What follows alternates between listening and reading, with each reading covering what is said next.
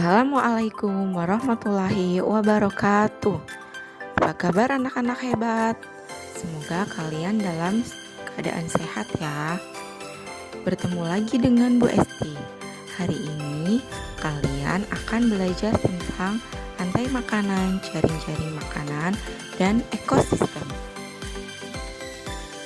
Tahukah kalian apa itu rantai makanan? Rantai makanan adalah peristiwa makan dan dimakan makhluk hidup dengan urutan tertentu. Dalam rantai makanan, ada makhluk hidup yang berperan sebagai konsumen dan produsen. Yuk perhatikan gambar berikut. Padi dimakan oleh tikus, kemudian tikus dimakan oleh ular. Ular dimakan oleh burung elang. Setelah beberapa waktu, burung elang mati. Bangkainya membusuk dan diuraikan oleh makhluk hidup pengurai dan bercampur dengan tanah membentuk humus. Humus inilah yang dibutuhkan oleh tumbuhan, terutama rumput. Begitulah seterusnya, sehingga proses berjalan dari waktu ke waktu. Rantai makanan ada dua, yaitu konsumen dan produsen. Konsumen yaitu makhluk hidup yang tidak dapat membuat makanannya sendiri, contohnya manusia dan hewan. Produsen yaitu makhluk hidup yang dapat membuat makanannya sendiri, contohnya tumbuhan hijau. Konsumen yang memperoleh makanan langsung dari produsen ini disebut dengan konsumen tingkat 1. Sementara itu, konsumen yang memperoleh makanan dari konsumen 1 dinamakan konsumen tingkat 2. Dan seterusnya. Yuk perhatikan gambar di samping ya. Padi itu berperan sebagai produsen, karena padi dapat membuat makanannya sendiri. Padi ini dimakan oleh tikus. Tikus berperan sebagai konsumen tingkat 1. Tikus dimakan oleh ular. Ular berperan sebagai konsumen tingkat 2. Ular dimakan oleh elang. Elang berperan sebagai konsumen tingkat 3. Selanjutnya ada rantai makanan di laut.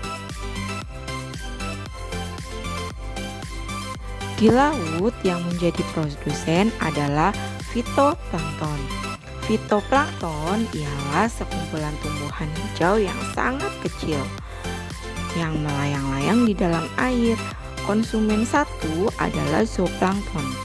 Zooplankton adalah hewan pemakan fitoplankton. Konsumen 2 ini adalah ikan-ikan kecil. Ikan-ikan kecil dimakan oleh ikan-ikan sedang, yaitu konsumen 3. Ikan-ikan sedang dimakan oleh ikan-ikan besar. Ikan-ikan besar ini berperan sebagai konsumen tingkat 4. Urutan peristiwa memakan dan dimakan di atas harus berjalan seimbang dan lancar jika seluruh komponen tersebut ada. Jika salah satu komponen tidak ada, maka akan terjadi ketimpangan dalam urutan makan dan dimakan tersebut. Agar rantai makanan dapat terus berjalan, jumlah produsen harus lebih banyak daripada jumlah konsumen ke-1. Jumlah konsumen ke-1 juga harus lebih banyak daripada konsumen kedua, dan seterusnya. Yang berikutnya ada jaring-jaring makanan. Jaring-jaring makanan adalah kumpulan dari beberapa rantai makanan yang saling berhubungan. Organisme yang terlibat dalam sebuah jaring-jaring makanan memiliki lebih banyak pilihan makanan dibanding organisme yang ada pada rantai makanan.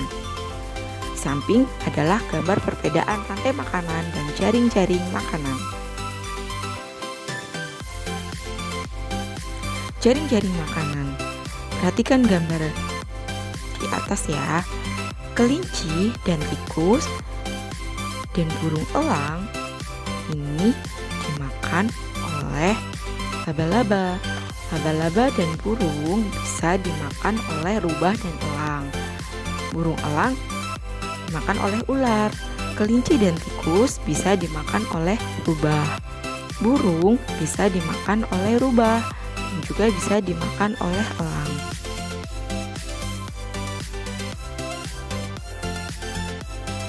Yang selanjutnya yaitu tentang ekosistem.